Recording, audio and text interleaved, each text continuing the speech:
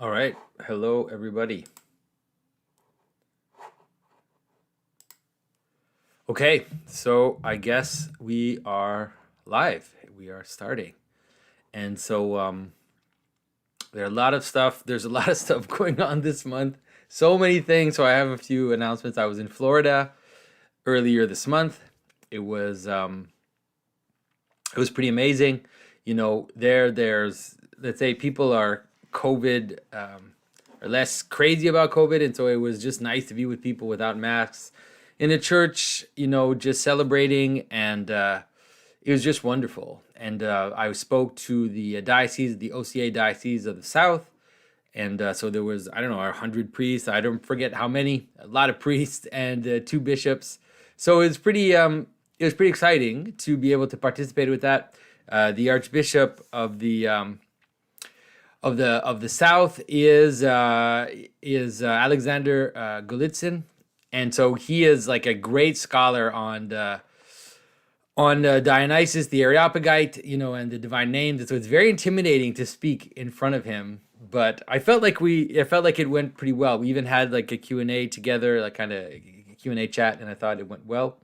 So I might post at least one of those talks in the next few weeks. But I have a lot of backlog. I did so many interviews, and when I finished my COVID, I was just like, I just needed to do things. So I just did all these interviews. I've got, I think, like 5 or 6 that are in the waiting list, and we just need to put them out. And so one of the big things that's happening is I've decided that by October 31st, all of the podcast versions of these videos, so as I hope you know, all of these videos are put out as podcasts on your favorite podcast platform. All of these by the end of October will be up to date, which means that hopefully starting in November, when a video comes out, the podcast will come out at the same time or very, very shortly after, like just maybe the day after or something like that. And so I'm looking forward to that, because I know a lot of people have complained that they see the video come out, but they want to listen in their car, they want to listen at work or whatever, but they can't because they don't they don't want to stream video in their car. So I get it. So hopefully that will all be fixed. But the biggest thing happening this month is October 31st. Halloween is the beginning of the God's Dog crowdfunding. The graphic novel, all of it is done. There's only a little bit of coloring and a little bit of inking left to do, but the entire first volume of the story is finished. And so we've set up a Indiegogo crowdfunding campaign. All you need to do is go to godsdog.com. So it's just godsdogstraightout.com, and or find it on Indiegogo. And October 31st, I'm really hoping that people, if you want to support this, if you want to get involved in the crowdfunding, try to do it right away, like on October 31st or the day after, because the more impact we have, the more Indiegogo is going to notice, and also the more other people are going to notice what's going on. And I have a lot of hope for this crowdfunding. I don't know exactly how it's going to go. I don't know exactly what that means, but to me, this is like a new beginning in a certain way. It's like I'm trying to put something out in the world which not only explains my vision of storytelling, but really puts it in practice. And as you know, Mathieu and I worked on this for many years together, just refining the story, kind of bringing it together. And so we're really excited to put it out there. We've gotten some great reviews already from people like Paul Kingsnorth, Greg Hurwitz, and other people. Several people have read it, and we've gotten some great feedback from the graphic novel. So check it out, godsdog.com. You can already sign up for like an email list, so that when the crowdfunding starts, you will get all the details, and you'll be right on the cusp of that. So to me, that's the biggest thing going on. I've been spending a lot of time on that, writing press releases. There's a good friend of mine, Renaud Gagné, who's helping me to set up Facebook ads and to do all the stuff that I don't know how to do.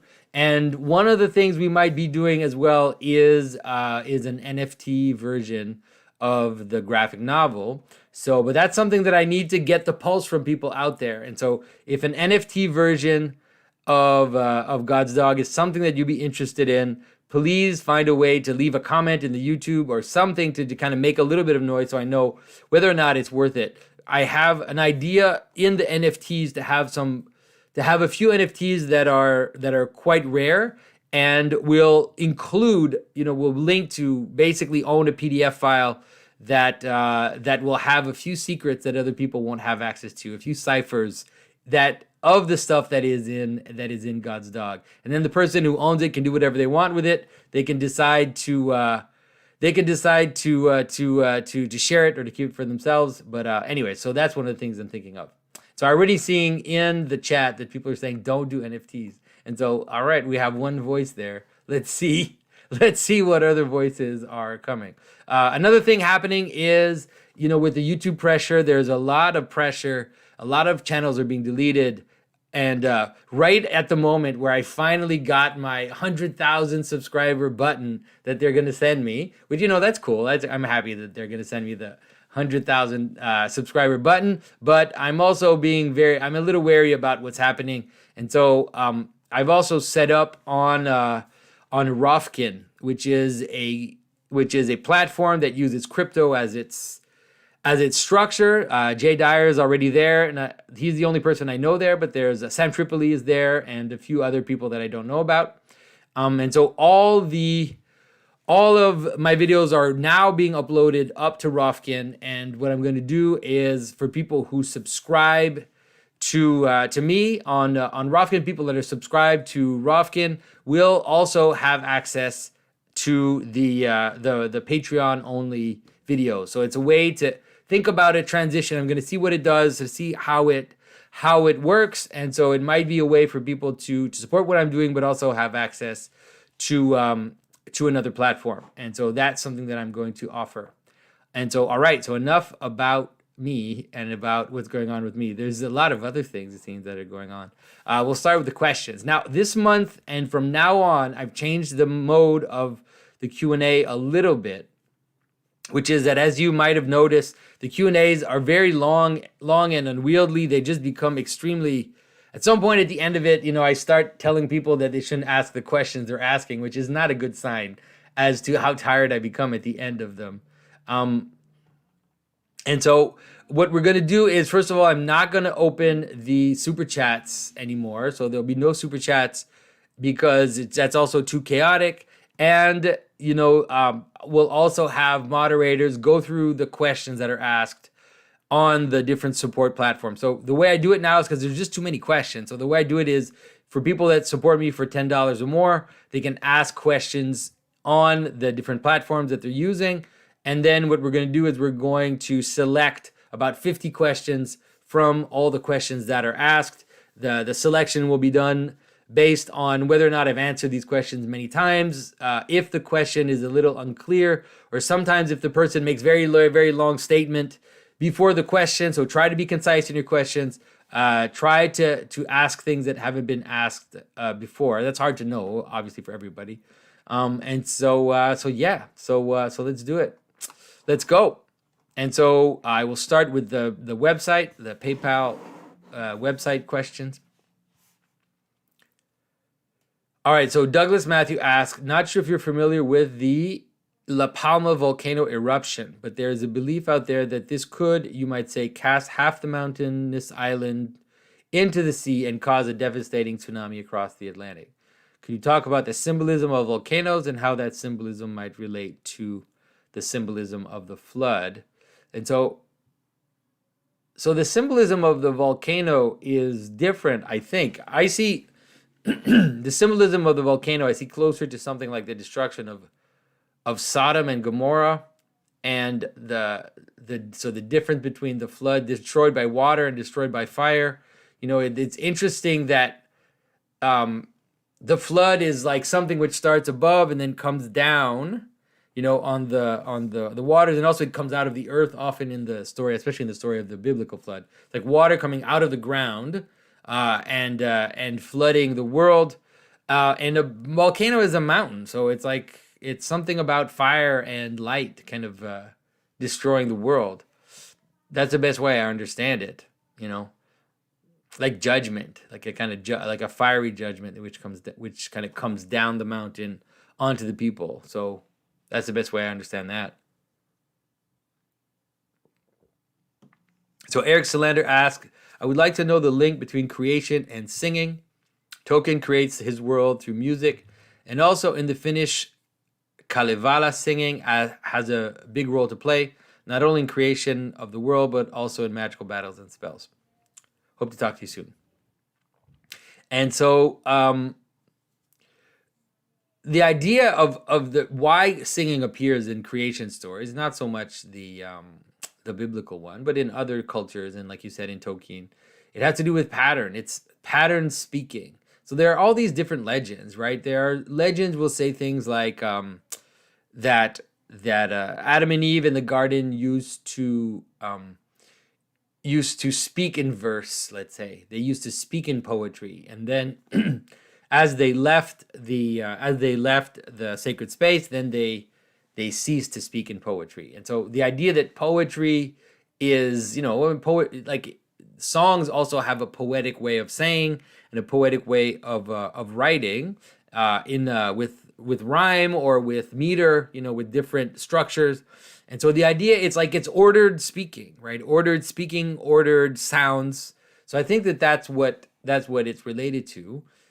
This notion that, for example, that the heavenly spheres make sounds, and that those sounds are like a kind of hidden symphony, like a hidden musical piece, a hidden pattern that only certain people are allowed to intuit. And so I think that it's all related to that. It's all related to pattern speaking compared to kind of chaotic, informal speaking. So think about it, the difference between liturgy and everyday life, where, liturgy is more patterned, more structured, and reveals more of how the world is formed, whereas it's still there in everyday life, but not so much, right? It's harder to see in everyday life. So I think that's what it is. So James McLaughlin says, Premodern Obsession with Damnation. I'm reading The Forge of Christendom by Tom Holland. Premodern Catholics were obsessed with damnation in a way that I would think would seem extreme, even to a modern evangelical. What is a good thing? Is it necessarily part of the premodern view? Were the Orthodox different? And so I think it's important to have, let's say, the memory of death is probably the best way to think about it, to be aware of your death. And aware of your death in many ways, aware of your death, of course, in terms of your physical death, right? But also aware of your death in the sense of the place where you break down, and that has to do with also the final result of that, which is the lake of fire, let's say, or damnation. And so I think it's good to be aware of that, because what it does is it places your actions in comparison to the ultimate consequences of them. And so it reminds you of it reminds you to keep yourself in check, right? But I think it could go too far, and that is for sure, especially like with there's a kind of madness in the over calculating of this stuff, especially like in the calculation of all the years in purgatory, and like so many years for so many sins in purgatory, and so many this and that and this and that, and there's a little bit of exaggeration in that, but so yeah, it could go too far. Like I've said this before, like there is in Christianity a sense in which all things have their destiny in God, and that all things are meant to move into God and become part of God's life, and that is balanced out with another tradition, which is something more like, if you don't follow the thin, the straight path, which is thin like a wire, and you have to walk on this wire, a sense in which it's difficult, and you need to sacrifice everything, and you need to focus. And so those two kind of exist together in a kind of tension.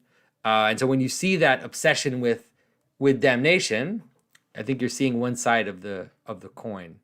So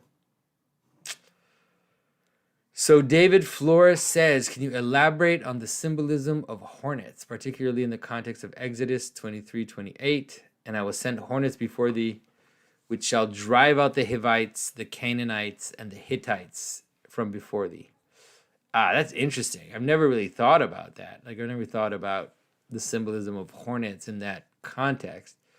I don't think I think I would feel ill at ease to answer that question. I would have to think about it more. It's a good question. It's a good thinking. I'm sure Matthew would have a much better answer to this. All right, Jay Grubb asks, what is the symbolism of the man who was stoned for picking up sticks on the Sabbath? Numbers 15, 32, 36. The passage follows one which talks about the difference between inadvertently breaking and deliberately breaking the law, so I can understand that aspect. However, is there anything going on beyond that? I mean, there is a little bit of there's an interesting thing in the idea of picking up sticks or picking up trees, right? And so it's as if, like, on the day of the Sabbath, you don't engage with patterns. You don't engage with trees. You don't engage with stable things, right? It's a day of rest. And so picking up sticks or picking up wood, you have to understand that in the old world, when they would just say something like wood, it would mean everything from trees to branches, right? And so so it has something to do with that the day of Sabbath is the day without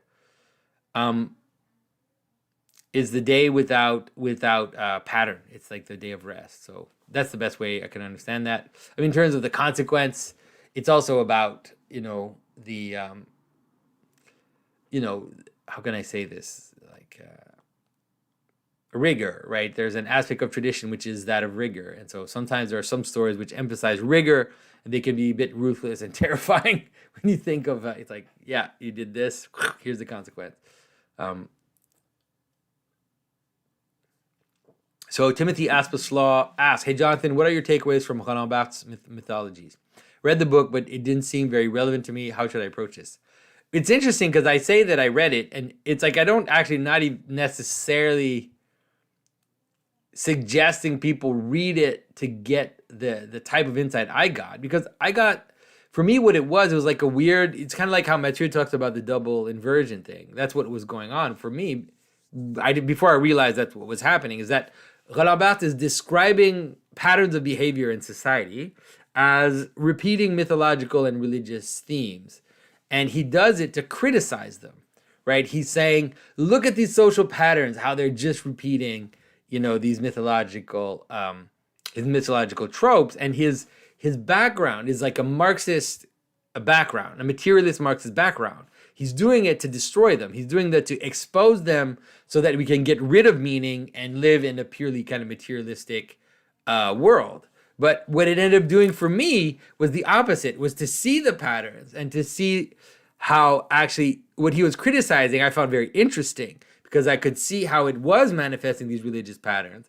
And the conclusions to which I came was that ultimately it flipped to the other side, where it was like, okay, you're right. You see these patterns in all these social structures, but you're right to think that to criticize them and to want to get rid of them, because there is no materialism, like there is no neutral world. And so that's what I got from that book. So you don't have to read it. It's not, I think there are way more important and more interesting things to read besides that book. If only to understand the way in which Marxists perceive how meaning itself is almost evil, because it's an imposition of a pattern from above, like it's an imposition of meaning from above. All right, so Tracy Becky asks, can you comment on the symbolism of being pierced in the Bible? From the thorns outside the Garden of Eden, to the bites of the serpent endured by the children of Israel in the wilderness, to the nails, spear and crown of thorns at the crucifixion. Is our current persecution involving needles part of a pattern? So I think that this is a very profound symbolism that you've stumbled onto, and it's one which is going to be very difficult to understand, because it's one of those types of symbolism kind of like the video I did on the mark of Cain, which is that in the symbolism is contained something like the two opposites, which are difficult to intuit at the same time. And so you could understand being pierced as a form of insufficiency of yourself, right? And so you are pierced from the outside.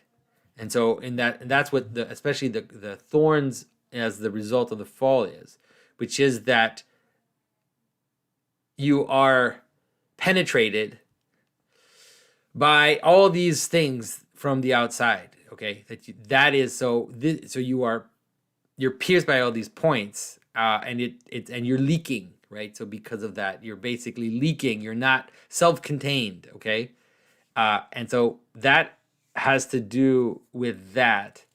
The bites of the vipers has more to do with the idea of, once again, being pierced from the outside, but almost like in a giving way, where the thorns pierce you in a way that you leak, and the vipers pierces you in a way that gives you, that poisons you, makes you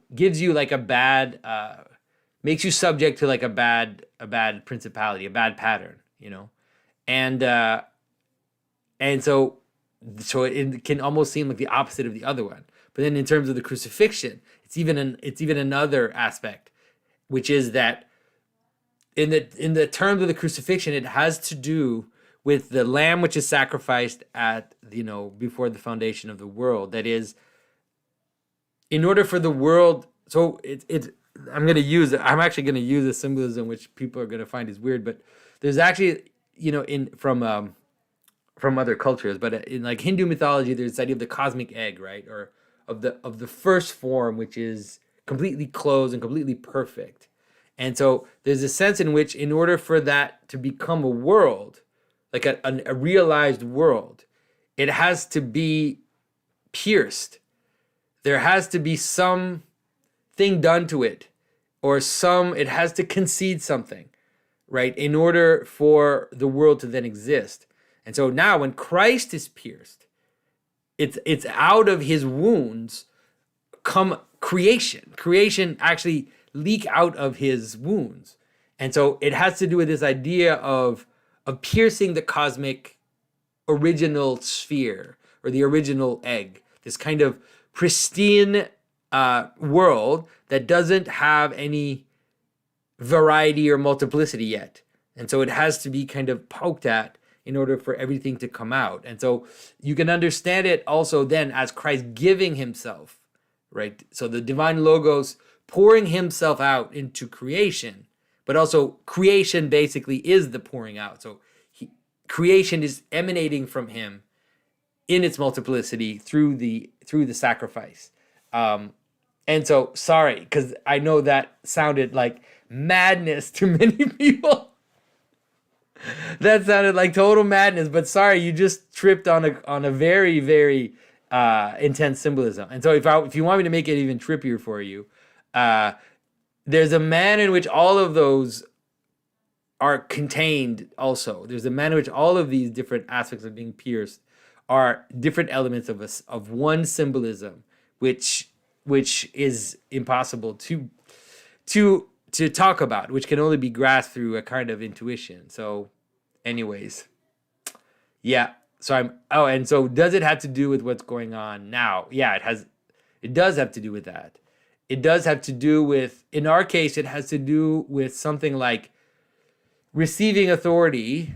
It's a mixture. It's a weird mixture. It's like a receiving authority, right? So being penetrated, but then also accepting the strange at the same time. So it's like authority which imposes the foreign or the strange, and that's what's going on. It has to do somewhat with the kind of 666 symbolism that I've talked about. I'm not saying that it's the mark of the beast. I don't think it is, but it has to do with that.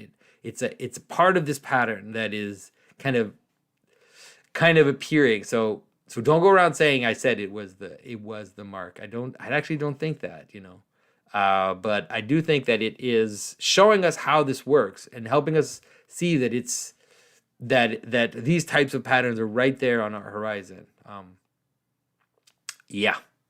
Okay. So, man, I can't believe I answered that question. So Mark from Tbilisi says, I just wanted to share an image that popped out of a dream my wife had a few weeks ago. It made my jaw drop. In my dream, a cow swallowed a wolf. Have you come across this image before? For me, it's an image of the domestic devouring nature, or authority devouring liberty, our wildness being tamed, civilization devouring our individuality, Enkidu tamed the fall. Yeah. I mean, I don't know the fall, but it's rather an idea of civilization taking over, right? And so, that's what I talk about, the kind of beast system or 666 symbolism. That's exactly what it is, right? It's the idea of a tyranny in the name of safety, a tyranny in the name of something which is not dangerous. And so yeah, good call. It's like you had a really good intuition about that. All right.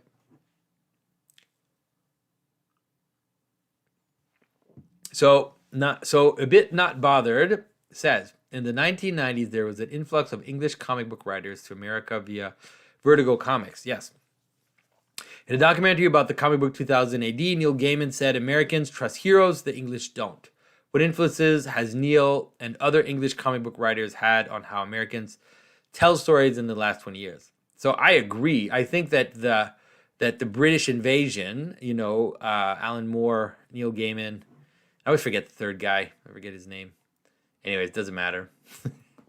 That they are really, man, on the one hand, I think they are part of the really manifesting the breakdown. And at the same time, they're preparing the world for a new reenchantment. One of the things that characterizes Gaiman and Alan Moore's work, and the other guy, I forget his name, is the idea of the archetype and its idiosyncrasies. The archetype that forgets who he is or refuses to be who he is, right? You see that in the Season of Mists series where Lucifer refuses to be Lucifer. You also see it in that series. I forget the names of all the series, but it was Alan Moore's superhero series where it's basically Shazam. I forget, but it was called something else. Where he wakes up as an adult and he forgot who he is. Like he forgot what his power was, and so it has to do with this kind of weird. I think, and also Neil Gaiman did that in the Eternals, his Eternals comic too, where it's like all these gods that forget who they are, and so and you see that in American Gods as well. The idea of principalities which are just really idiosyncratic, which really are just individuals, and so so it's definitely part of the breakdown. But there is something in their writing which is preparing a kind of reenchantment, also because Alan Moore is an occultist, and there's a lot of OTO and magic stuff in his comics, and I think that despite themselves, despite themselves, they will be seen as having participated in the reenchantment as it happens. So yeah, there's a video in the clip channels where I kind of give my criticism of Neil Gaiman as well. All right, so Arosa77, can you comment on critical theory? Which of its insights are beneficial? How can some of its theories be symbolically understood? And what are its deficiencies? I mean, I'm obviously not a big fan of critical theory. I mean, it's basically a form of cultural.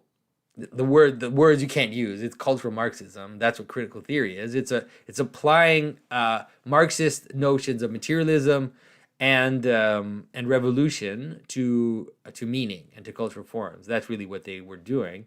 And so James Lindsay promised that he would come on the channel, but he said he's just been busy and been traveling. So maybe one day we'll have James Lindsay on the channel and we can kind of talk about that directly.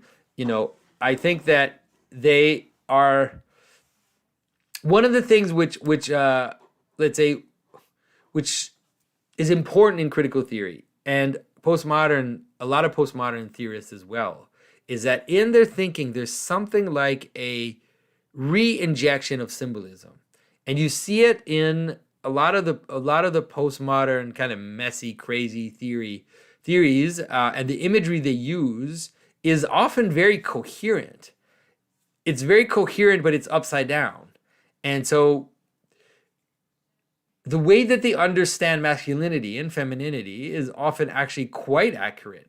It's just that they hate the masculine, and so they try to use, let's say, feminine imagery and imageries of the strange, the stranger, the all of this type of imagery to subvert. And so it's, but in that move is already a re-enchantment. And so, like I said, there's a way in which all of this will at some point start to turn, and I think we see inklings of it already. At least that's my. So if you want to know, like this God's Dog book that Matthew and I wrote, it's partly that. One of the reasons why we're putting it out on Halloween, one of the reasons why some of it looks weird because it's a monster with a halo, there's all this kind of flavor to it, is because we're actually going, what we wanted to do in that story is to flip the script back, to present a story which has all the first glimpse of being kind of subversive and weird and disturbing, and then surprise people by the way that it turns out. And so, and bringing, let's say, normality out of the monstrous, let's say. And so you'll see, like, there's some things about it which I know some people are going to feel uneasy about, because it's going to look weird, especially at the outset. But hopefully you trust us enough by now to know that we've got our own tricks up our sleeves, let's say. All right. All right, so Pneumaesh says, I feel that there's sometimes a little too much shade thrown at Jacob when we talk about him. Understandably, when he deceives Isaac, but he really does it at Rebekah's command, and he seems to be hesitant to do it at all. Plus, Esau doesn't appear to care about his own birthright and he sells it to Jacob. Scripture even says he belittled or despised it. And Rebekah has a confusing prophecy about how the older shall serve the younger. Also, Jacob is given the name Israel, which is something like an angelic or heavenly name. So all that to ask, what is the significance of the two names given to Jacob and Esau's names, especially since their second ones are given at turning points in their lives? And so, yeah, it's interesting. Like, man, in Jacob, there's something really surprising about Jacob, which is that there really is something about the trickster in Jacob, and about something about also the second son, the idea of how the first son or the first man falls, and then the second son or the second one is able to get from him. So Esau's name is Edom. Edom is Adam. It's just Adam. It's the same name, and it means red, or it means red, red earth or whatever. So Esau's second name is just Adam. It's really fascinating. But you can understand how Adam, it's like Cain. So it's like Adam, Cain, Esau, and then Abel and Jacob. So there's something going on there for sure. And yeah, there's something about how Jacob is able to trick. I don't know how Jacob is able to trick, not trick, but let's say contrive God into giving him the blessing. And it's like one of those things which is, for us, it's weird. It's like, for us, it doesn't work. Like, for us, it doesn't work. And one of the reasons why it doesn't work is because most of you people that are watching this, we're Edom, we're Esau, we are Rome, right? We are and so we have our faults, right? We're the ones who we tried to kill our brother. We're the ones who abuse our brother, Jacob. We are, and it's horrible that that's the case. But there is something about, at least there's something about being Rome and being Esau, which makes it hard for us to understand the nature or the reason for the trick, or for the idea of contriving somehow in this strange sense. So sorry, like, it's what I'm saying seems even more cryptic than what the question. It's like I'm not helping you understand it, but I'm giving you some hints and some paths to think about this. Yeah.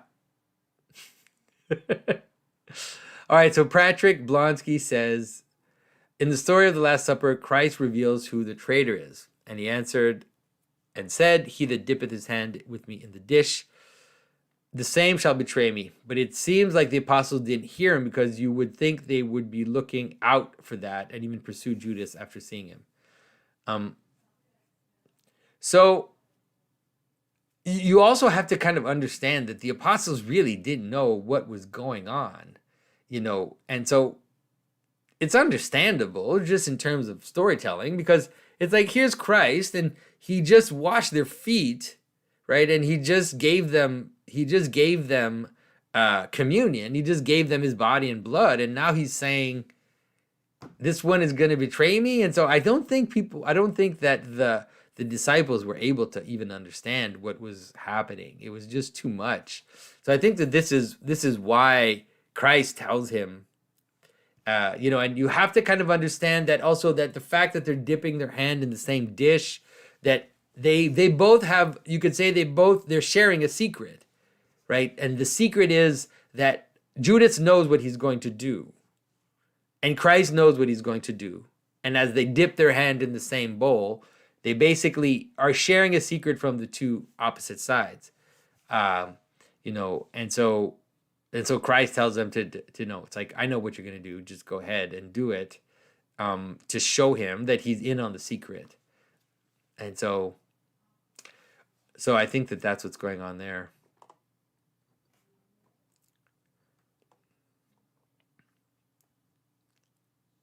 All right, so Curiouser and Curiouser ask, why does it say in Revelation that the leaves of the tree of life are for the healing of the nations? Thanks, Jonathan. I mean, there are a few ways to understand this. One is to understand that the obviously the leaves are like the outgrowth of the tree. They are the final things, and we also use leaves, to make medicine. But obviously, we could use other things to make medicine as well. But the idea is that it's the outgrowth, so it's like the edges of the tree, the end of the place where it stops, right? Then that's where the medicine is, and that's where you can heal the nations. And so I've always kind of understood it also as a way to compensate for the fig tree. And so, right, so Adam and Eve fall, and they take the leaves of the fig tree, and they tried to heal themselves, right? They tried to cover themselves with the fig tree, in order to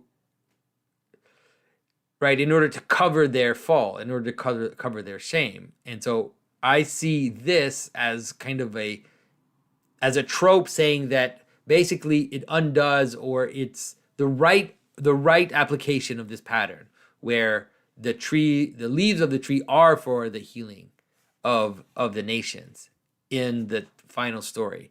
So these things meant to cover, right? They also are there to heal. So yeah, hopefully that makes sense. I feel like, I don't know, why do I feel like, maybe it's because I'm drinking beer. I don't know what. I feel like the answers I'm giving are like making it more cryptic and not helping you understand at all. And so hopefully, I don't think a lot of clips are going to come out of this Q&A. It's like all these cryptic answers I'm giving you. All right, so Nico says, why does the bride wear white and the bridegroom black? And what should they wear? this is really just my intuition. I don't think that the idea of the bridegroom wearing black is a super old tradition. I don't think it's very old. But nonetheless, I think there's some kind of meaning to it. I think that the bride wearing white obviously has to do with virginity and purity. And the bridegroom wearing black, I think, has to do with sacrifice. I think it has to do with a form of dying. That he has to die to himself in order to become a husband. That's the way that I see that. But that's just my intuition. I might be wrong. For sure, the bride wearing white as being pure, that's something which is pretty obvious. But the bridegroom wearing black is maybe a little more cryptic. But I would think that's probably what it is, for the same reason why a priest wears black, for the same reason why, yeah, why Johnny Cash wore black. It's like an idea of a kind of dying to yourself, a kind of yeah, giving yourself as a bride and giving yourself as a bridegroom is not the same. All right, so now we've done with the website. We're moving on to Subscribestar. Only 2 questions on Subscribestar. Just want to warn you too, if you put in your question late today, it won't be part of the Q&A. So you have to try to get your question in a little bit before, because we need the time for the moderators to go through the questions and kind of sort them out. So, all right. So Little Joe asks, why is it that a lot of Christians, East and West, see the Eucharist as just a symbol when it truly is Christ? The satanic worshippers try their best to steal it for their black masses. Why do they believe more than some of us? I mean, the truth is, I'm not sure satanic worshippers, a lot of them who would want to do this, totally believe it. They believe in the sacrilege, which is they believe in insulting what you believe in. That's something that they care about. So they care about taking the most precious thing that you have, and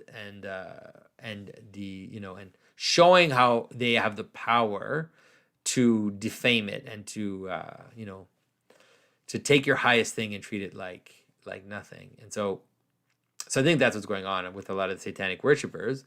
But for sure, why did they see it as just a symbol when it truly is Christ? I think that is, of course, a symptom of just the move into modernism and the breakdown of symbolic thinking as the main way in which people understood things in the ancient world.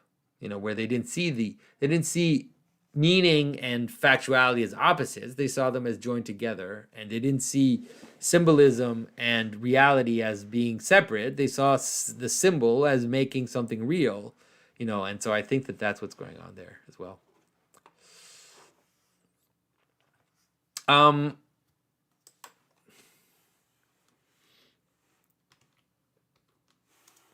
So, sorry, I'm a little confused here.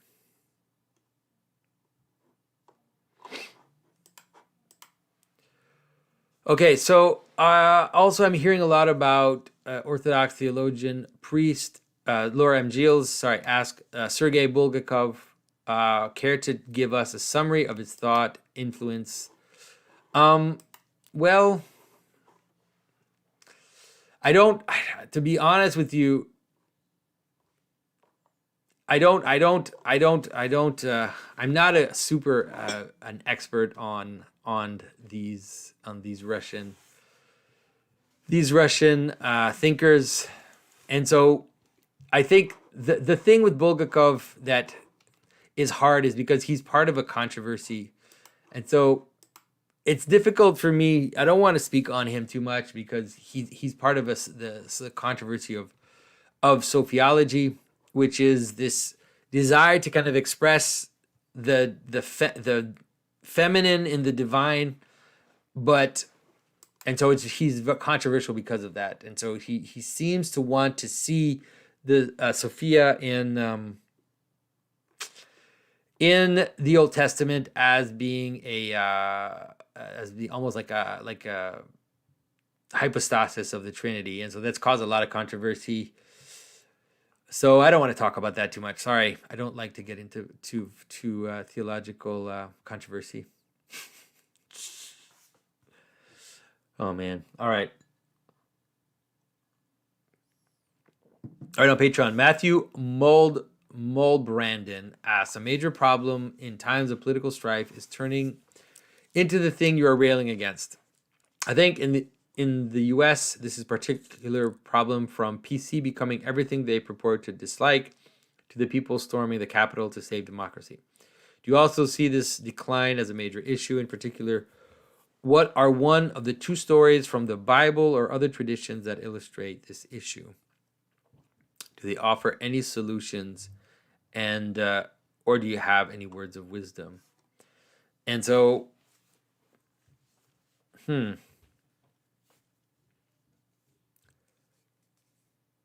yeah, I think so. I think that an interesting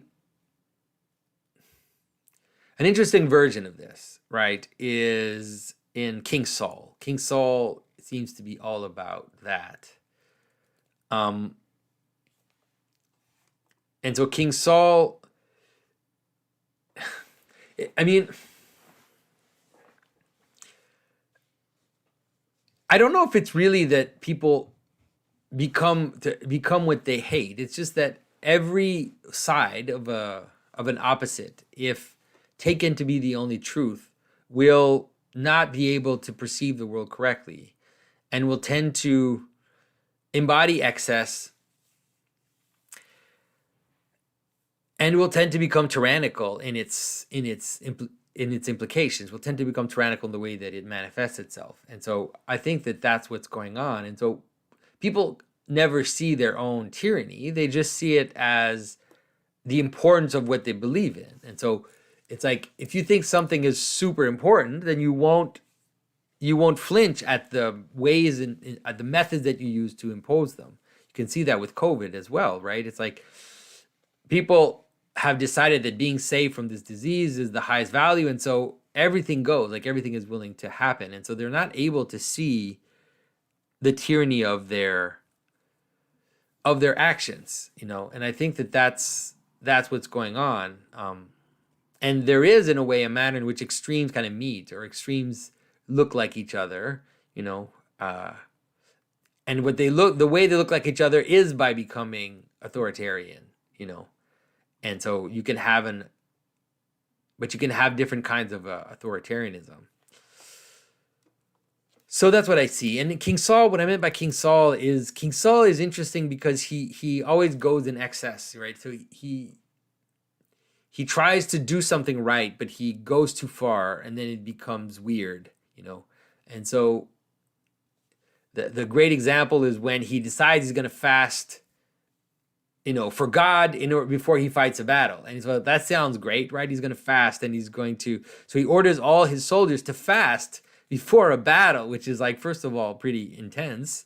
You're going to fast before you eat. But then he goes even further. He says something like, anybody who eats before the battle is going to be killed. I'm going to kill him if he eats anything, And so you see his son Jonathan eat some honey. And so all of a sudden it's like, okay, so you're going to kill your own son, because of this thing that you said. But then you see that King Saul also at some point tries to be flexible and not listen to the law. Like God says that he has to, this is the place, the part of the Bible that everybody hates, but God says that he has to kill everything, and he doesn't want to do it. So he preserves these animals and so God reproves him, but then he tries to be too strict to do something super spiritual. But then he goes too far. And so it seems to me like that's something of an example of that. All right. All right, so Drew McMahon asks, all right, can I ask about the procedure? Everybody's asking about that. So that's fine. I understand why you're asking about that. So he said, in my digging into this COVID procedure, I'm changing the words, by the way. I don't want to see the word because, I stumbled upon an inconvenient fact that many of the modern vaccines we are taking have used aborted fetal cell lines in their development. How can a Christian take any vaccine that use such technique?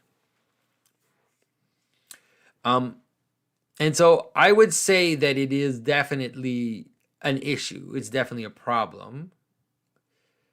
But this is what I'm going to say is I'm going to say what I'm going to say is going to be harsh, but you have to, if you're going to go down that line, if you're going to go down the moral line, then you have to be aware of what it implies, which is that any technology that I use, if this technology was acquired or developed through immoral means, that makes this technology invalid.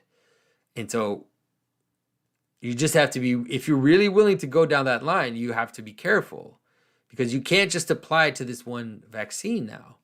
You have to understand that in your cell phone, you have metals, you have superconductors that are taken out of the hands of enslaved children that are working in mines in Congo. You have to know that a lot of the medical developments were developed by the Japanese and the Germans during World War II by experimenting on prisoners. You have to understand that a lot of and so I would say just be careful. And so I'm not wanting to diminish what's going on. I think that it is a very disturbing thing that we see. And it's very disturbing, for example, that the governments are now trying to prevent people from giving a religious religious opposition to the vaccine. So, but I would say just be careful not to judge others. Just be careful not to look at other people and say, how can you be a Christian and do this? Because if you do that, it implies a lot of things for yourself as well. So that's what I think about that. But I think it is a big deal. And I think that in terms of meaning, the fact that there's aborted fetal cells related to this, the word in Hebrew for a stillbirth or an aborted fetus is a nephal, which is the word we use in Nephilim, that is the fallen ones. And so that's that's something to think about. There's a relationship between monsters and aborted fetuses or stillbirths, because they're misformed or not fully formed beings. All right, so Wyatt Lawrence asks, of all the icons you've ever carved, which one or ones are you most satisfied with? And so I think for sure the one I did for Jordan Peterson, because we just spent so much time and effort developing it. It's an icon of St. Michael killing the dragon, which has all these inserts of stone, and using kind of this basma, which is like a metallic background and everything. So I'm really excited. And a frame by Andrew Gould. I'm really happy with that. I just find it's probably one of the top icons I've made. But there's another one also. There's an icon of St. Anthony, which I carved, which is a very simple icon, but there's something about the face that I did, which I felt was very vivid and just well done. It just has something about it. When I look at it, I like to look at it. I feel like I captured something. So that's another one. All right. And so Reuven Korf asks, I've been having a little difficulty understanding some of the miraculous healings of Christ. Namely, these are the healings of Mark 7, etc., where Christ uses saliva to heal blindness and muteness. I can't shake the temptation to think that these acts, as parody of the symbolic structure of existence, are using the waters from above to heal rather than reveal them properly. Could you help with understanding this phenomenon? And so you're right. You're completely right that it has to do with waters from above, waters from the garden that is used to heal. But I don't know, why do you see it as a parody? I'm not sure. I don't see why it's a parody. And it's also even like the time when Christ heals the blind person and spits in the dust and then makes like a paste and then puts it on his eyes. It's like, that's a very powerful image of like a new creation, right? Something from above coming down. Now it's not the breath, but it's the waters from above, which mix with this dirt, and then it kind of restores creation or brings about a new creation. So no, I think you're right. I think your intuition is right. But just because we don't like spit and we find it disturbing, is to me that doesn't mean anything for the story. You know, there are a lot of traditions where you spit on things to bless them. I don't know if you saw My Big Fat Greek Wedding. You see that in that movie where, as the bride and groom are walking down, are walking through the church, then people in the aisles are spitting on them, and you think, what the heck is going on? And it has to do with the idea that spitting as a form of blessing. So sending water from above down is a form of blessing, just like the idea of rain as a blessing. So yeah. So Christopher Kant says, hello, Jonathan. There's a trope in storytelling where a woman would dress herself to appear as a man in order to surpass patriarchal boundaries and prove herself in battle alongside the men. An example of this lies in stories like Lord of the Rings with Eowyn and in Mulan. Is there any deeper meaning to this subversion that surpasses the shallow version shown in modern media? I know that J.R. Tolkien was a supporter of the traditional patriarchy, which is why the trope stuck out to me. And so...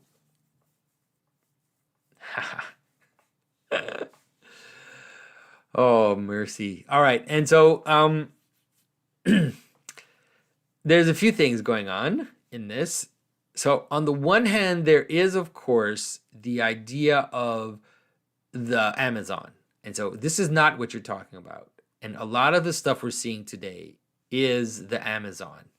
So it has to do with these kind of monstrous women that are on the edge of the world that kind of come in and are super powerful and overpower men, and also don't need men. They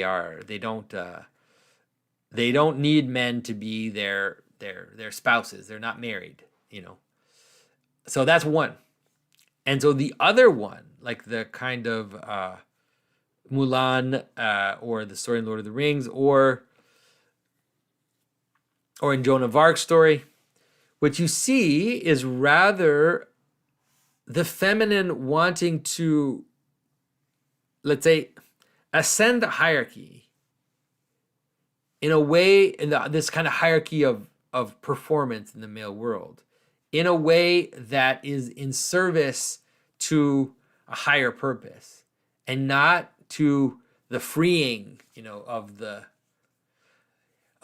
not in a revolution. There's no revolutionary thing going on. It's like in Joan of Arc's story, she wants to free the king. She wants to save the king. That's what she wants. And so she actually rises up in this hierarchy of excellence, of masculine excellence, but not in a way that is to subvert it, but rather to be kind of elevated into that. So, but even Joan of Arc obviously was accused of subversion and was kind of dangerous for the system. But I think that that's what you see in these types of stories. Yeah. All right. So Chase and Lindsay asked, hey, Jonathan, I noticed recently that I can't find a single example of a time travel story about people going into the past to alter future events that was written before the modern age. I have found medieval and ancient stories of the opposite, where someone travels into the future, but not a single example of going into the past or change or attempt to change events. Is there a reason why these stories don't seem to exist before the 1600s, or if they did exist, why they died out and have been lost? So I think one of it has to do with materialism, It's like, because you can travel to the past. It's called reading a book, for goodness sake. I mean, you can travel in the past. It means listening to the traditions that are handed to you by your ancestors, by knowing the old stories, the old songs. In that way, you are traveling into the past. But because we're materialists, we have the idea of like physically going back, which doesn't make any sense. Like it's going back in the past and then re-experiencing what was going on there. And so in terms of the idea of traveling into the future, you can understand why you would have older stories about traveling into the future, because the future hasn't happened yet. And so so you would have more explicit stories of traveling into the future instead of a story of someone who just reads a book, because there's a sense in which that causality hasn't manifested. So it's like, yeah, moving into the future. And often these stories have something to do, obviously in those stories, the people can't go back, right? They can't go back in the past. It's not like, you have the story of the Hurley thingy, for example, with these kings that the king that goes out into the elf world or the dwarf world, and then when he comes back, it's like 300 years later. But he can't go back to his old time. It's like it's over, right? He's just traveled into the future. You have stories like the Seven Sleepers of Ephesus, where people fall asleep and then wake up so many years later, that kind of stuff. And so, yeah. So I think it's just materialism. People don't see it as meaning; they just see it as, yeah.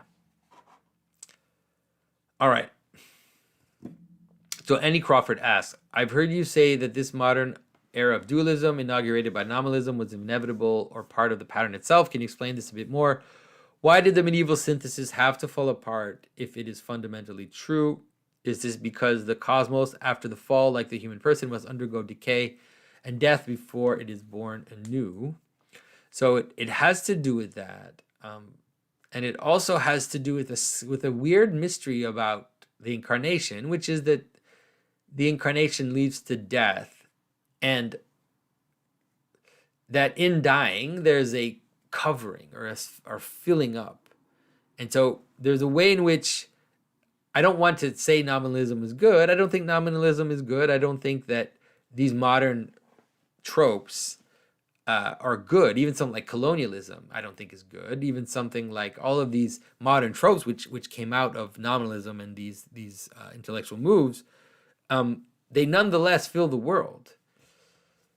The breakdown fills the world. And so there's even something going on now, which is that in the secularism, there's a sense in which that breakdown also fills up the world. A good, very simple example.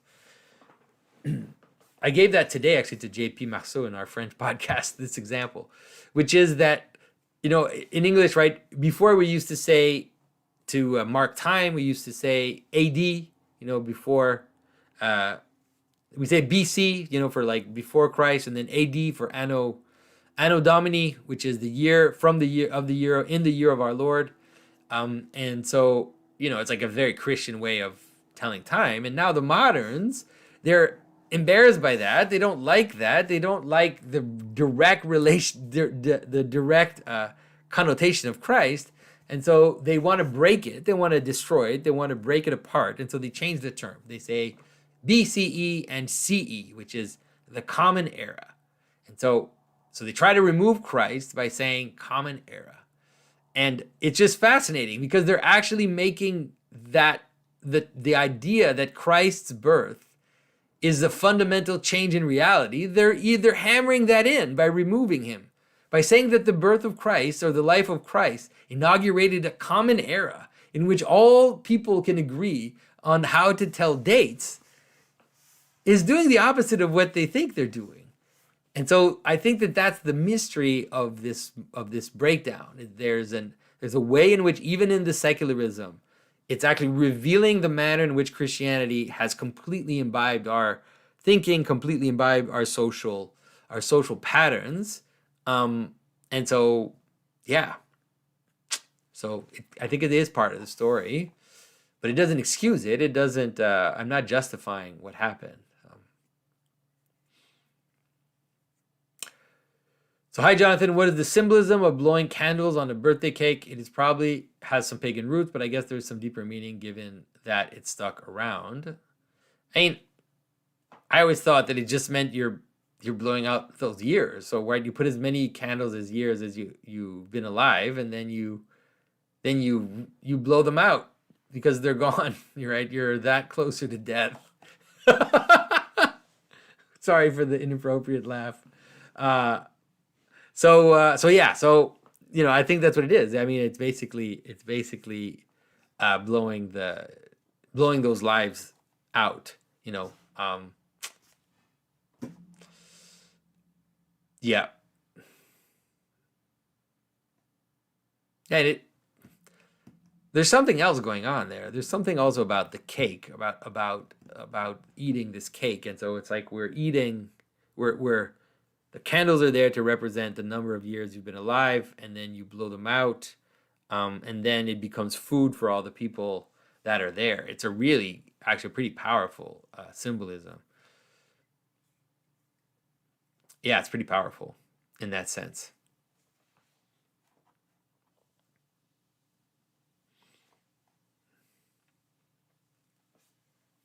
I have to think about why why it makes it, why you can have a wish though. So why is it that you can wish when you blow out the candles? So you blow out the candles, then you offer the body of that life to all the people that are gathered. Can you gather them into yourself by giving them like your life basically, and then you have a wish. So I guess there's something about looking up, and then yeah, I'd have to think about the wish thing. All right, so Dorothea says, what do you think about the claim that we live in an inverted society that rewards an extroverted society, that rewards extrovert behavior and rejects introversion? If there's something in scripture or the tradition akin to the notion of extroversion, introversion. I don't know. I never thought about that. But you're right, it definitely does reward extroversion, and I think that has to do with the idea that we live in a world of science and materialism and things you can look at and calculate and you can describe, rather than things that are happening in the secret and things that are happening without being seen. It has to do also with social media culture and reality TV. The idea that if something isn't on TV, if something hasn't been filmed, if something isn't in the media, then it hasn't happened, or that it barely happened.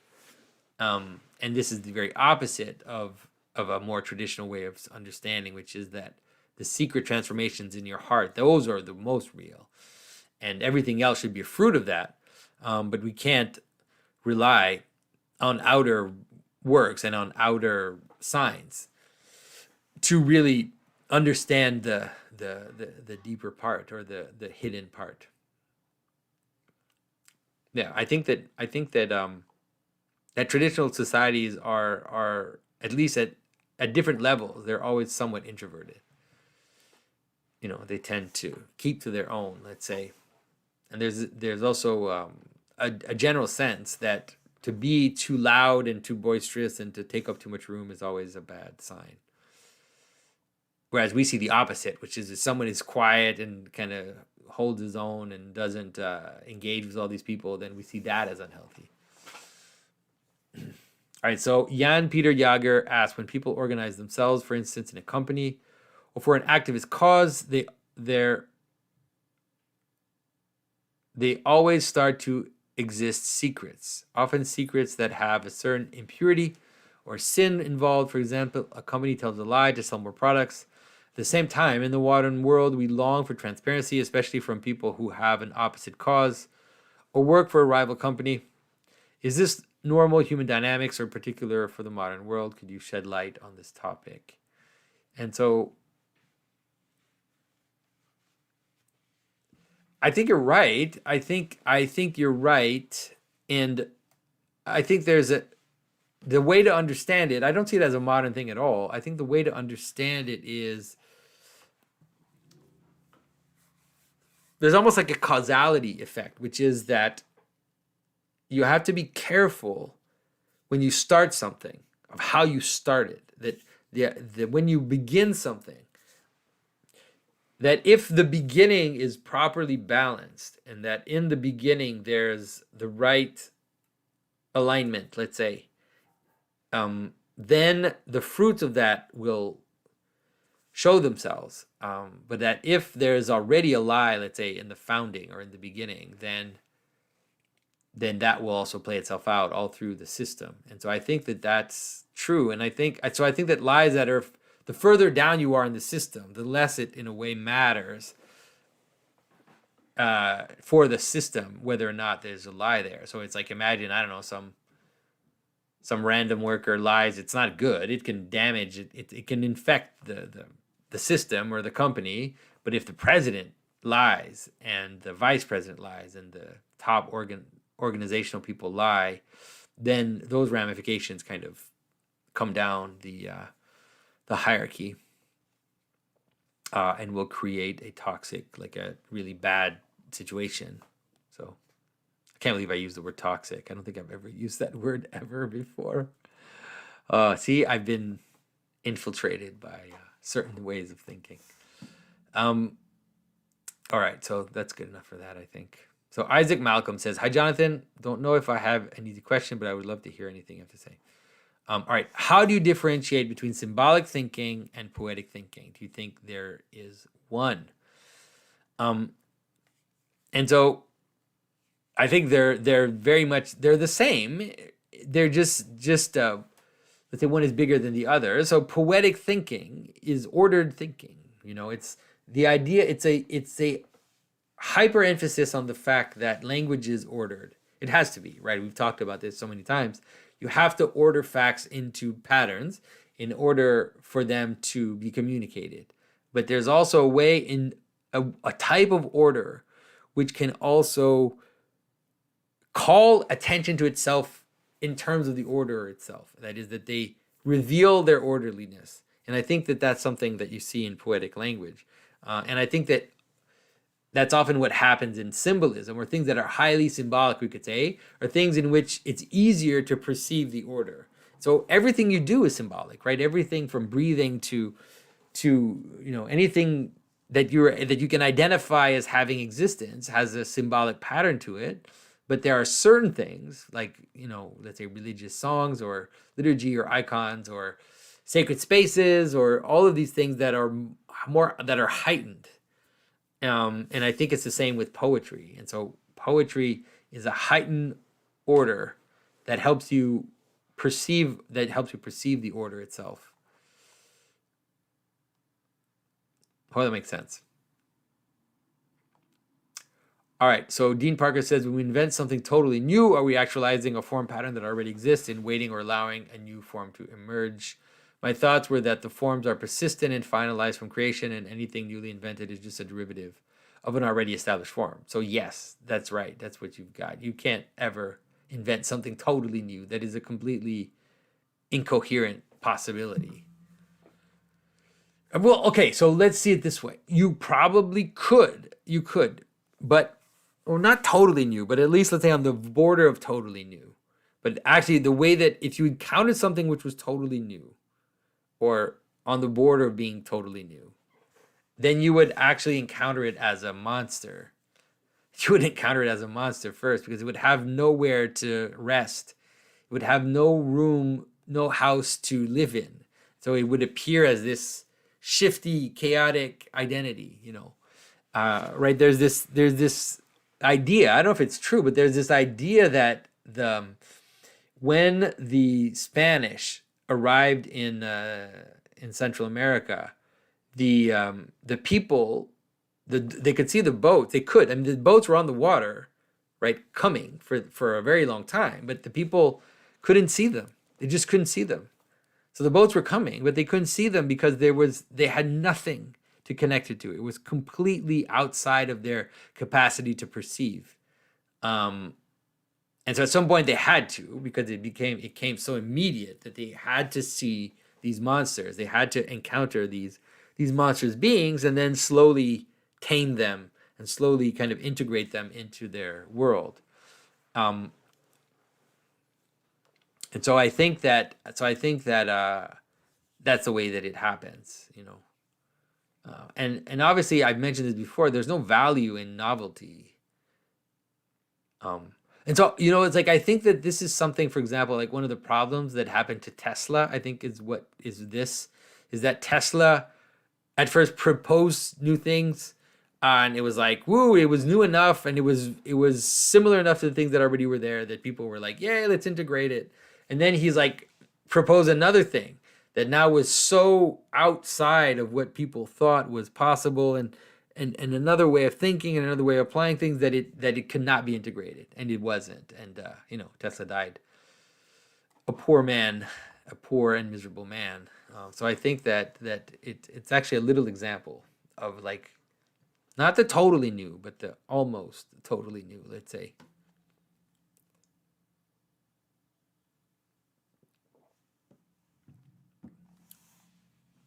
So, hi, Jonathan. Can you please elaborate on the metaphysics of patterns? If I remember correctly, you said that the pure pattern don't exist, they need bodies, but you also said that the angel of a city still exists when the city is burned down.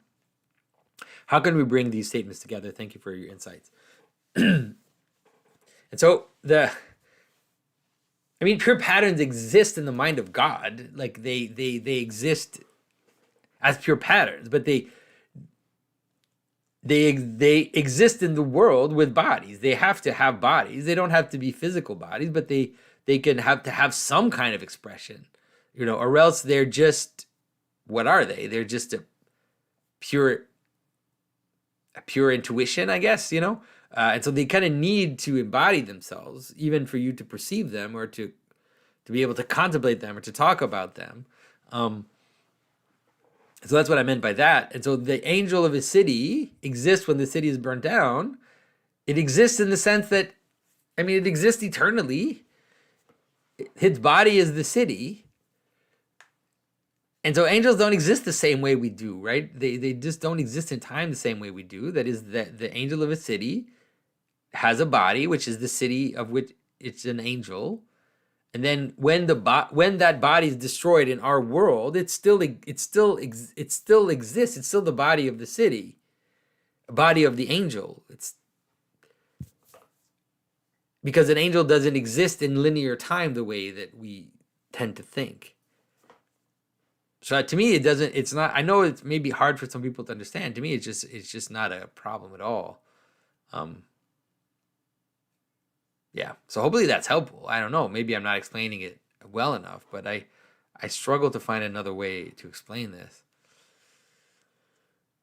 All right, so Walrus King 14 says, "Hi, Jonathan. Could you explain some of the symbolism behind making the sign of the cross? Specifically, could you go into why the Father is attributed to the head, the Son to the stomach, and the Holy Spirit to the shoulders? Could it have something to do with the intellect, the body, and the directing of will?"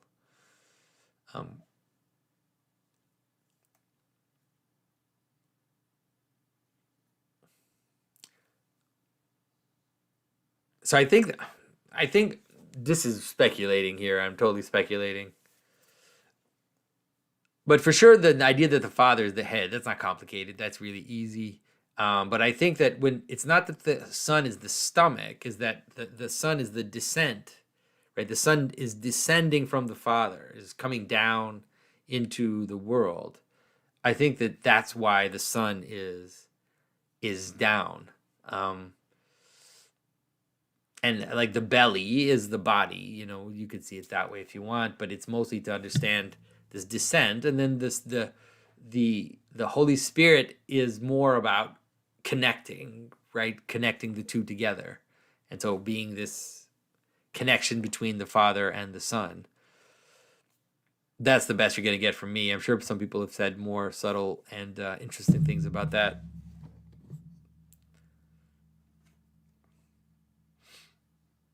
All right, so Nathan Condon asks, "Hello, Jonathan. What is the best Christian movie you have seen, and what is the worst?" The best Christian movie you have seen? I don't know. Are there Christian movies really like made by Christians, or have Christian stories? I think that it's weird. I keep thinking something like Hacksaw Ridge is a great Christian movie. It's not a Christian movie really. Yeah, I think, but even movies like Apocalypto, which I'm still in the Mel Gibson world. It's like, okay, so Mel Gibson makes the best Christian movies, maybe. Although The Passion, it wasn't to my taste, let's say. But it's hard to of course some of the stories of some of the movies, like Jesus of Nazareth, is a powerful movie. It's well done compared to some of the other Jesus movies, let's say. Yeah, but the worst, man. It's like there's so many bad Christian movies that call themselves Christian. Like the problem is that I haven't watched a lot of them. A lot of them what was that movie, Fireproof or whatever? I think I watched that one. Man, just so bad. Whew. All right. Just moralism. It's just when it falls into just pure moralism, it's just annoying.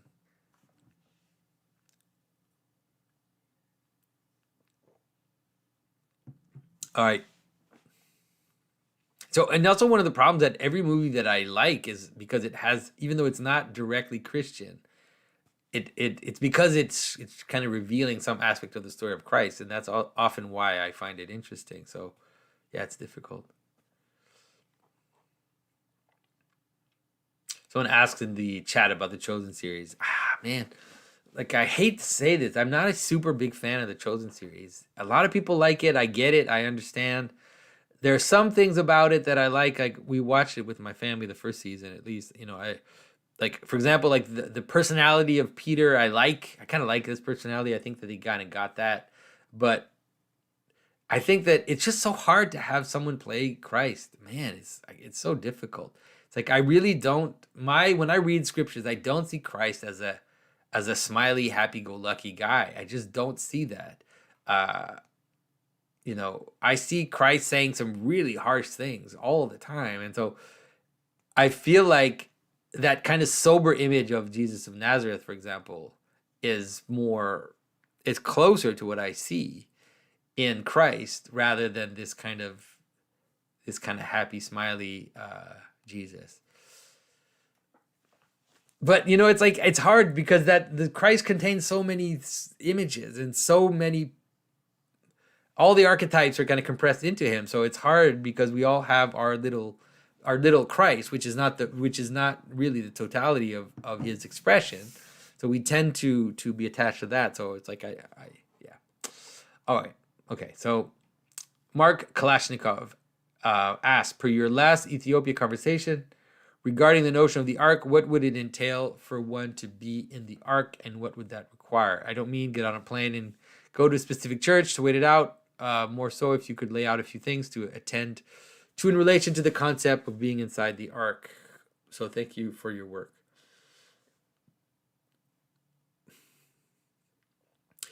So one of the aspects of the ark which people neglect is that the ark, people think of the ark as this like pure thing which survives the flood, but the ark is not a pure thing. It's actually a complete thing. It kind of has everything in it. And so I think that a lot of people think that creating an ark is going to be something like, we're going to do this. We're going to be the pure ones, right? We're going to be the ones that totally follow the tradition, that follow all of the canons, that follow all the rules, that follow all of it. And like, so we're going to hold out against the modern world. And I think that type of approach, I think, is leading in part to the breakdown, because it's like an overcompensation for the chaos. So I think that the ark is something which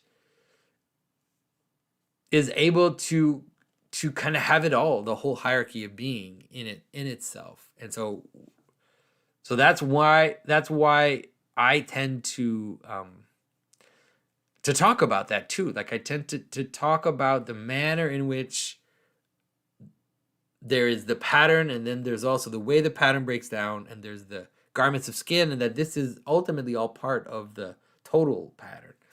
And so I think that's so being inside the ark.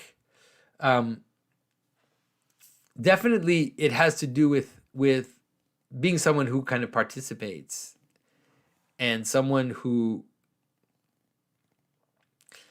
is connected to all of this, right? Who remembers God and remembers Scripture and remembers that which is important, and then acts in consequence with that. Now, does it mean that you need to connect with other people to a certain extent. Yes, I think so. Now, how that needs to happen, I don't know. Like, do you have to go all the way to forming kind of like communities or deliberate communities? Maybe. Like, I'm not doing that, but maybe that's the possibility. And so I think that's the best way to understand the arc.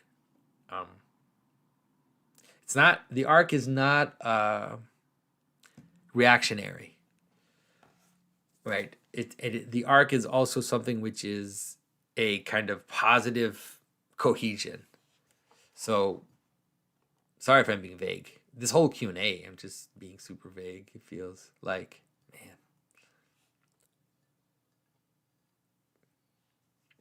Someone says the Left Behind films in the chat. It's like, I never watched those. I never dared. I think I can't handle it enough. I couldn't handle the anger that would come out of me if I watched that series. Oh, mercy. All right, so Garrett Widner says, hello, Jonathan. Very much looking forward to God's Dog. I recently came across a 17th century Flemish painting by Jacob Jordans called Moses and his Ethiopian wife, Zipporah. In it, Zipporah is depicted with the headpiece that mimics a cruciform halo of Christ. I don't think, I have to find this.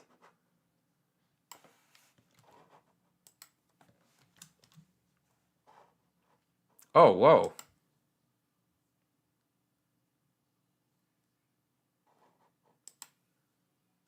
Okay, wow, that's weird.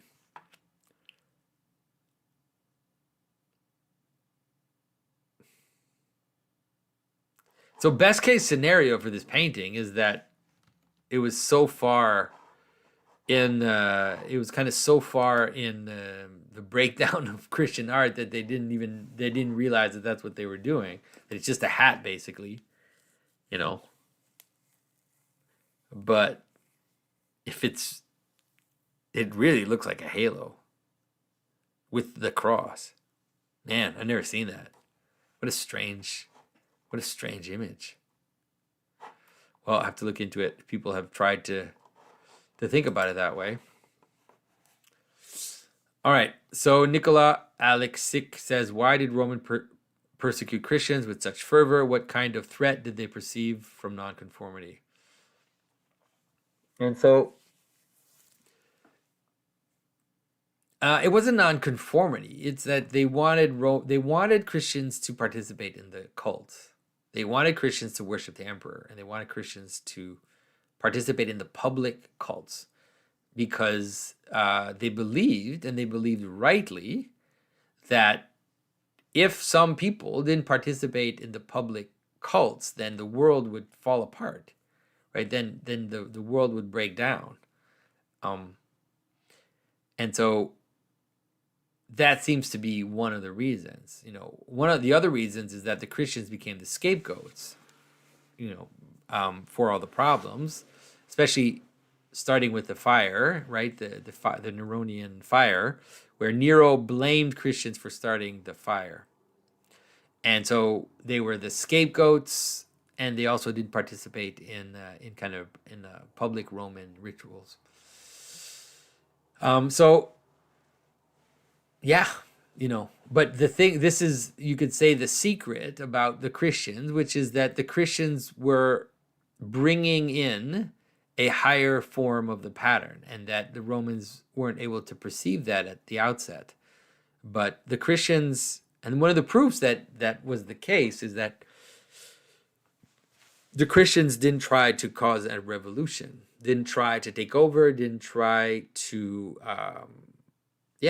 take over. And so they just were trying to be, you know, honest citizens in the Roman Empire, except for worshiping the emperor. And so that's maybe can help you understand the difference between, let's say, this new pattern which is arriving on the horizon. If it's trying to devour the one that's in place explicitly, then already you have a problem, because it's setting up this revolutionary pattern, which is just always a a cycle waiting for another one to come get it. So, all right. So Norm Gronet said, in your recent discussion on the French podcast with J.P. Marceau, you discussed Peter, John, Martha, Mary as example of contemplative and active. Is this idea akin to what Matthew describes as meaning and matter? Yes, it is akin to that. It is akin to that. And so you have the meaning, which is still and which is, let's say, attentive, and then you have the matter, which is busy and multiple and embodying, and so I think there definitely is a relationship between that. So incidentally, why does Mary go out to meet Christ in the street after Lazarus dies, but Martha is the one at Jesus' feet while he teaches later in the house? I think you're confused about the story, because I don't think Martha is at Jesus' feet. I think it's Mary that is at Jesus' feet. So, unless I missed something from the story, but that's how I remember the story.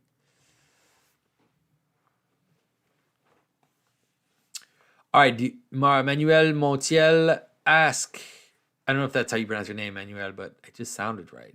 Do you think it's relevant to look at the Old Testament prophets, specifically Isaiah and Jeremiah, as relevant symbolic patterns to what is occurring in the West? I can't help but notice a stark similarity between the messages of the prophets and how applicable it is towards modern Western culture. Yes, I mean, I think you're right. It's just hard because it's like you just sometimes I feel like even myself, I'm just too much of a doomsayer all the time, and it's kind of heavy and annoying. So you're right that there seems to be a need to cry out in the wilderness right now, but yeah, it's difficult because not only will people not hear you, but they might hear you and then destroy you and say you're crazy, that you're all the things people accuse others of today.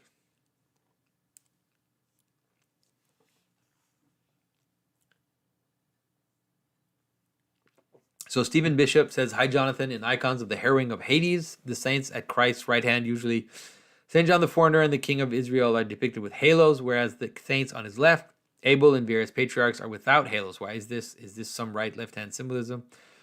So why is John on the right hand of Christ instead of his usual left? Thank you. So yes, I think it is related to that. And I've seen those images. I think it's especially one image. Or the image in Serbia? I'm not sure. Yes, I have seen them, and I have to be honest with you that I don't totally get it either. Yes, it is this idea. It is the idea of the right hand with the halos and the left hand without the halos, in the sense of the sheep and the goats. But I don't think it's as simple. It's obviously not the sheep and the goats, in the sense that Abel and the patriarch and the patriarchs are not goats. But there's definitely a desire to show a distinction between the two. And so I think that's why St. John is there on the right, is because they want to have him with a halo. But I'm not sure how they decided which goes where, because they're both in a certain manner part of the body of Christ, and so I'm not sure.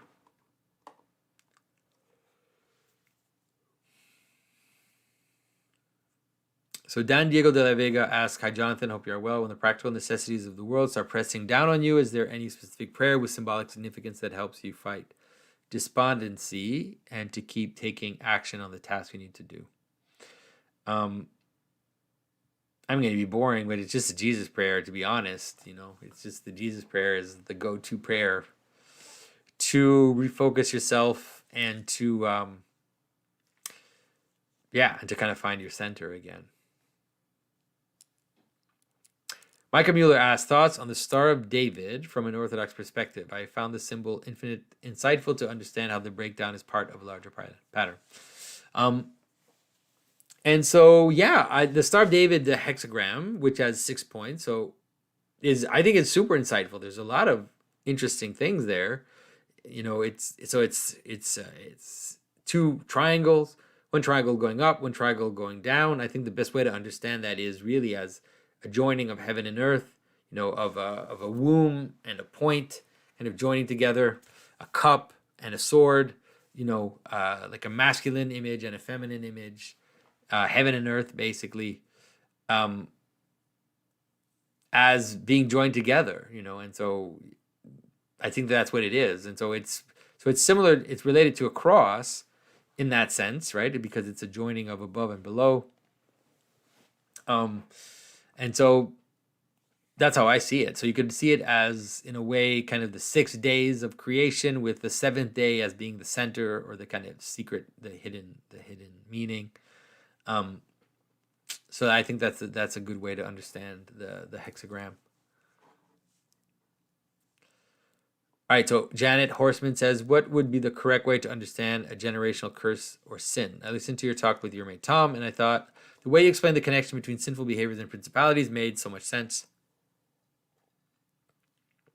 But do these principalities become more granular, like in the case of mental illness, alcoholism, substance abuse that seems to run in the family?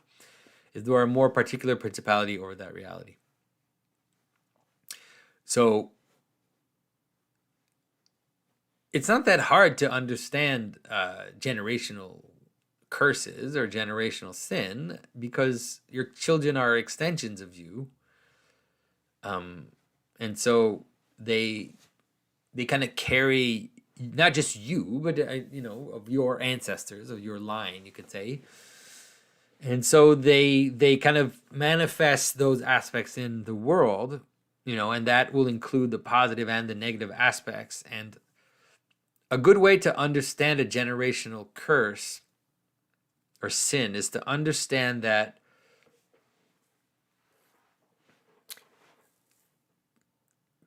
patterns are more subtle often than we think.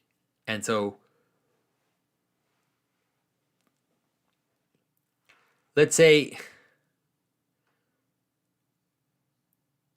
like the pattern of alcoholism, let's say, that's good to use that example.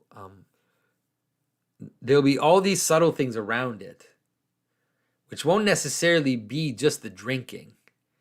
And they'll imbibe the group or imbibe the family. And so, it could be all kinds of things. The pattern of alcoholism could mean that, the father's grumpy in the morning. It's like he's an alcoholic. He's grumpy in the morning. Or he's distant, he's absent. And there's all these things which are there, which make it very difficult because they kind of imbibe the structure. And so then, let's say the child says something like, I'm not going to be like my father. I'm going to be against alcohol and I'm not going to drink. I'm going to be dry because my father was an alcoholic. Then they're participating in the pattern. They can't avoid it, right? Because they're opposing it, but they're also probably imbibing some of the subtler aspects of that behavior, even though they're not drinking. And then that can fall down into the lower, into the next generations. And so that's why sometimes it's so traditional peoples will maybe sometimes describe it as something like a form of, almost like a form of reincarnation, or a form of cycling of the souls, right? Some Jewish traditions have this idea where it's like the souls cycle, but you don't have to understand it in a kind of very kind of gross, a kind of gross idea of reincarnation. You can understand it more as like psychic patterns which fall down onto the next generation, which imbibe them with certain behaviors which lead to other behaviors. And so like I said, so you could try to break the pattern by saying, I'm not going to drink. But even by doing that, you're ultimately bringing about the possibility that your child is going to drink in reaction to you now, or by imbibing some of the more secondary patterns that you're still participating in. I don't know if that makes sense. I think that's the way to understand that, But there's also a way in which the positive behaviors are also, they also fall back down on your family, and it's often in the same way, in almost like in a kind of unsaid, you know, an unsaid way, that if you act certain ways and if you are certain ways, you speak certain ways, if you treat your spouse with love and respect, then without telling your kids to do that, they will also imbibe that, and so you can understand this, like you can understand it in ways that maybe are easier to understand. You can maybe understand it so you can see sometimes something like the children embodying the actions or the subtle patterns of their parents, and so you can find a child that will actually express the anger of the spouse, even though the spouse isn't expressing it, will become like a vehicle of their anger or a vehicle of their resentment. And so the spouse might not even have would never even say to the child, like say bad things about their husband or their mother, but the child will notice, will mimic patterns, and will see the implications, even unconsciously, of what is happening, what the dynamic is. And then will kind of, as a fruit, will embody that. And so it's complicated stuff to deal with. I think that that's why you kind of almost have to deal with this at a higher level. You have to deal with it at a level which has more to do with, going to church together. I don't know what to tell you, like just being together and sitting together and sharing positive patterns together so that the negative ones don't take over. Man, why is it that this entire Q&A, I feel like I'm just speaking things which will give fodder to kind of secular atheists to say that I'm just spouting gibberish. I'm not. What I'm saying is coherent, but I'm maybe not expressing it super well today. All right, so Ari Fisher says, "Hi, Jonathan. Is the lamb slain before the foundation of the world the only way there could be something rather than nothing? Is it right to understand the sacrifice of the Son as the necessary way in which finite things could come into being out of the infinite?" So I think so. I really think so. And I think it's very mysterious, and it's something which is obviously might be controversial to some. But I think, like I talked about earlier in the Q&A, about this idea of the pristine form which has to be pierced in order for the world to exist. I think that there's something of that which is necessary. It doesn't necessarily have to be the cross. It could be something more subtle. You could see it like something the divine logos eternally gives himself up to the Father and then gives himself for creation. And it doesn't necessarily have to involve, putting to death like we see on the cross. Although that's a legitimate version of that pattern, it can have a higher expression, let's say. I don't know if it's higher or maybe a different one. All right, so Amy says, "We are commanded to be obedient to our authorities, but if the system coming does end up looking like the looking dark mark of the beast, would taking the procedure be a qualitatively higher and graver participation in that pattern than any other time we sin and choose a worldly good over obedience to God?" And so it's very simple. Like, I think it's important that I'm clear about this. Like, the mark of the beast, the way that it's presented in Scripture, is that it is a form of apostasy. That is, that there's something about receiving the mark which includes an apostasy, which includes a form of turning away, explicitly turning away from God. It's not accidental. It's not like you could have taken the mark of the beast without knowing, and then you find out that you took it, whatever. And so that's important. And right now that's not there. It's not there at all. I mean, not at all. It's you can feel it moving towards that, but it's not there yet. And so like I said, one of the dangers, one of the manifestations which is closest to this is the idea of having to have a passport, a sanitary passport, in order to go to church. That I think is the closest thing to coming right up to that symbolism, because then it's about a hierarchy of of priorities, right? Where it's like the state is now the gatekeeper of religion. But it's no different than Peter the Great, or making the church a bunch of state workers, making them into state civil servants or whatever. And the same with what happened in Europe, especially in the Protestant countries. So all that is part of the symbolism. All right, and so James Cortides says, "Are you familiar with Alexander Dugin? I've just been exploring his work. Seems to be lots of fruitful ideas to explore." And so,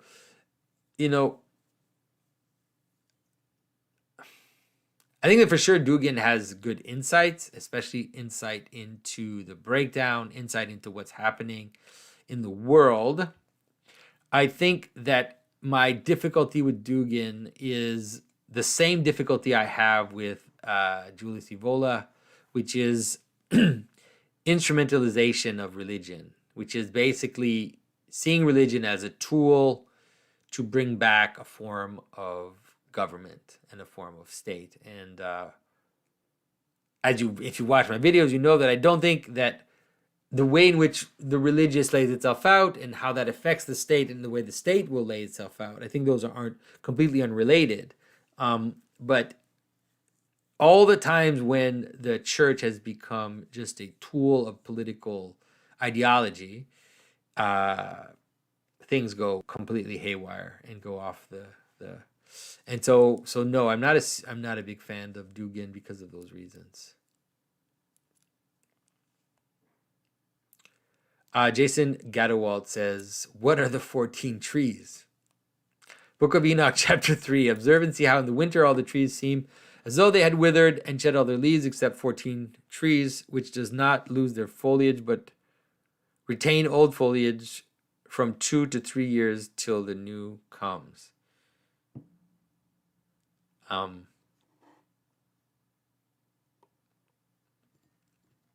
don't know why 14. 2 times 7, I guess. And so 2 years, 2 weeks, 2 years. So the idea of a pattern which persists as the other patterns fall apart, like a kind of a pattern which is is stronger than the others. So I think that's what it seems to be, just patterns that last longer, and so as the others kind of fall apart, it holds the world together for longer. So, and maybe it's 14 because it's like 2 weeks. It's like the idea that it's not just one cycle. It contains more than one usual cycle. So Jeff Dunlop says, "Is a roughly finished cabin a masculine structure, as I've always thought? Or is it actually a feminine structure that invites the masculine?" Yeah, I think it's mostly that. Yeah, I think it's mostly that. In a way, the men are attracted to the wild because they're attracted to, just like men like to ride horses, right? They're attracted to potential. They're attracted to cars that have a lot of power. That have a lot of whereas women are almost like attracted to the opposite of that, which is meaning, which is a head, which is something which shows the structure, right? And so that's what they're attracted to. That's the way I see it. I don't know. So Matthew F., what is the symbolism of the healing power of Peter's shadow in Acts 5? Yeah, that's a really interesting story. I have to think about it. something about death, turn against death, I guess. But, that's easy to say. I've never thought about that.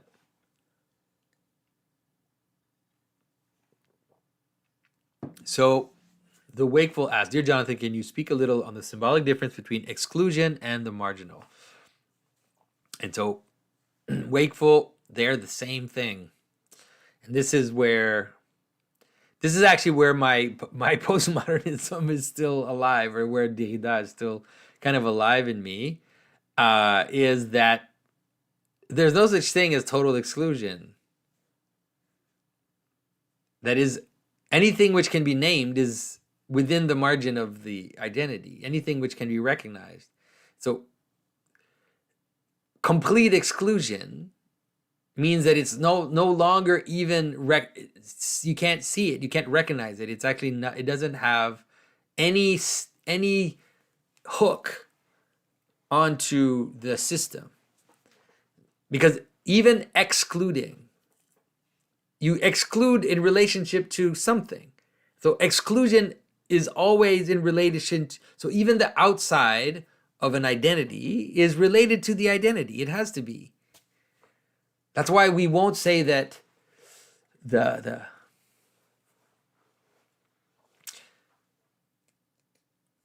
don't know, I don't know how else to say it, right? And so as soon as something is seen as excluded from something else, it's still connected to it. It has to be, because it's excluded from that. It's not excluded from something else. It's excluded from this identity. And so it is, in a bigger sense, it's still within the identity. It's still within, it's still affected or connected to the being which excludes it. So it appears as margin. It appears as scapegoat. It appears as monster. It appears as, yeah.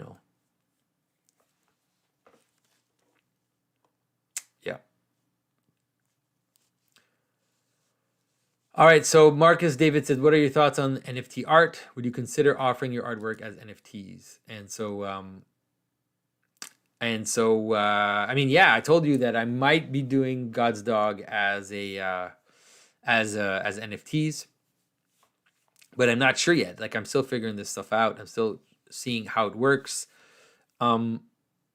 And so there's also Neil deGrade of Dirpo Robbins wrote me today and said we should do an NFT project together, which could be cool to do that with him just for fun. But for sure, if I do an NFT for the comic book, I want to make sure that it's not just a gimmick. I would like to create a sense of added value, of added value to the property, instead of just rarity for rarity's sake. And so that's why I have this idea of creating rarity with certain ciphers or certain keys to some of the symbolism which is layered in God's Dog. So when you read God's Dog, when you end up reading the comic, you can read it straight through in an hour or whatever. It doesn't take long to read it if you just read it through, and you'll get the story, and it'll be totally fine, and it'll be an entertaining story, and it'll have interesting characters, and it'll have character arcs and all that stuff that you find in stories. But there's all these things going on in the background, even in the images, that won't be let's say visible to a lot of people at the outset, and also continue on in the other stories. And so the idea would be, for those people that are willing to kind of dive into the NFT world, we would offer keys to these symbols, and once they have the keys, then they can do what they want with them. They can keep them for themselves, or they can share them with others. Maybe they won't even understand the keys. They might have to ask other people to help them decode even the hints. So that's kind of what we want to do, to create a more participative treasure hunt feeling with the NFTs. So anyways, we'll see. I don't know if we're going to do it. It's a plan. It's an idea. If you like that, make sure to tell me, so that I know it's worth the effort, because it takes quite a bit of effort to plan this stuff out. And so yeah. All right. So Chandler Turner said, I had the great pleasure of attending a concert recently, and regardless of COVID, it took no time at all for a mosh pit to form, a curious phenomena. And I have seen people walk out of them with broken fingers, black eyes, and the like. Yet when you ask people, this is often what they enjoy most about going to shows. So my question is, for you is, what is the symbolism of the mosh pit? I mean, it's the symbolism of fighting, but it's like a toned down version of fighting. It's a toned down version of or not toned down, but it's similar to rough and tumble when you're fighting with your brothers or your cousins when you were young. It's kind of experimenting with the limit, experimenting with your own strength, your own capacity to absorb danger, to come in contact with danger, so I think that that's what's going on in mosh pits. So yeah. All right. So I think in theory, the other questions, either they didn't make it on time or they've been kind of put aside. All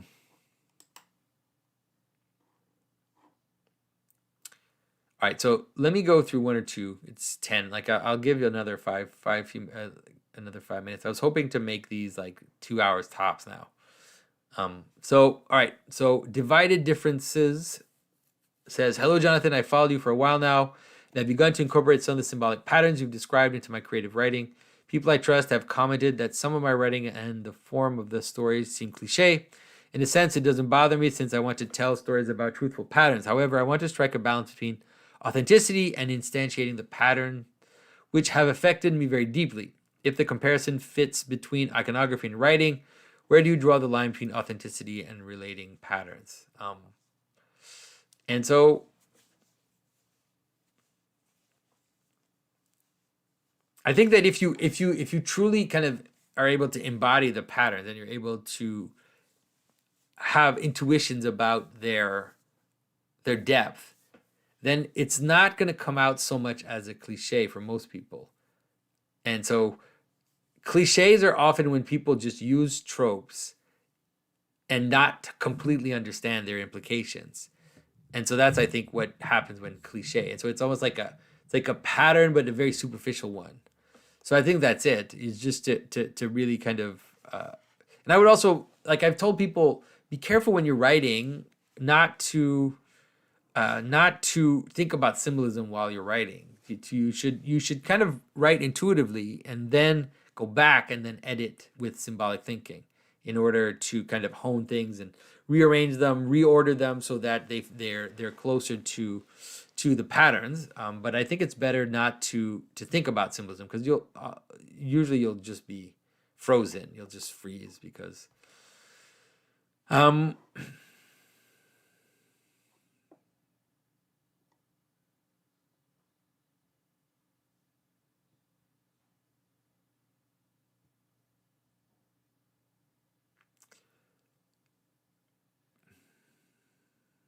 right, so let's see.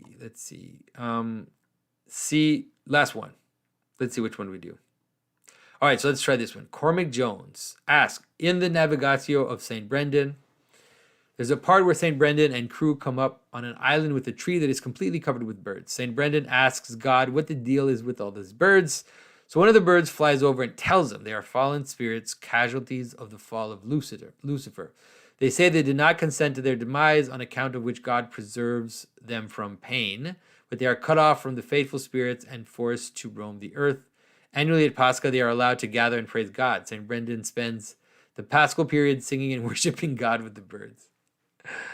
Is there a right and wrong way to understand such a story? Man, you gotta love hagiography. They dare things that, are kind of on the edge. I mean, so the thing you can get out of this is to understand that ancient people, and that in terms of structure, that birds are related to angels, that there's a relationship between birds and heavenly patterns, you could say. And so you could understand, so the idea would be that when the angels fall, they because they're not so bad. Like if they were really bad, they would have fallen into snakes and pigs, right? Like Christ puts them into pigs and sends them into the deep. But because they're not so bad, they're like the jinn. Like this is actually maybe a good example of the jinn, because I've asked Father Stephen the Young from Ad Lord of Spirits, whether or not there's a notion in Christianity of jinns, which are these intermediary beings that are kind of fallen but not so much, or in neutral or not so much. This actually seems to be at least supporting my theory that this kind of has to be a part of the structure. And so, yeah, I think that that's probably the way to understand it. There are some patterns which seem to not be totally evil, but also seem to kind of be in between or neutral, or yeah. So that's the way I would understand that. And so I think we're done because it's 10. And so, look, I know some people will have been disappointed that I didn't get to your question, but it was just becoming too unwieldy for me. And so I hope you can understand that I kind of have to do it this way. And so now it has for the patrons, this has become a competition. So I didn't mean it that way, but yeah, in the sense that write concise questions, interesting questions, things that I haven't said before. And so yeah, so go for it. And so I'm looking forward to next month. Please, if you can, think about it. Sign up for God's Dog on Indiegogo. You can go to godsdog.com to find it points to the preview of the crowdfunding. Sign up for the newsletter on October 31st, on Halloween itself. We launch, and we're really hoping to send a message with this, to send a sign that we are the future. I mean, not me, but I mean in the sense that the world is being reenchanted, and we need to put our stake down, to stake into that reenchantment. We need to open up for the possibility of telling different kinds of stories. And so hopefully this will be my little launch, and Mathieu's little participation, and Cord and Philippe Cartin, who made the colors. Like, it'll be our little contribution to trying to bring about a new type of storytelling. So thanks everybody for your attention. And yeah, I will see you very soon.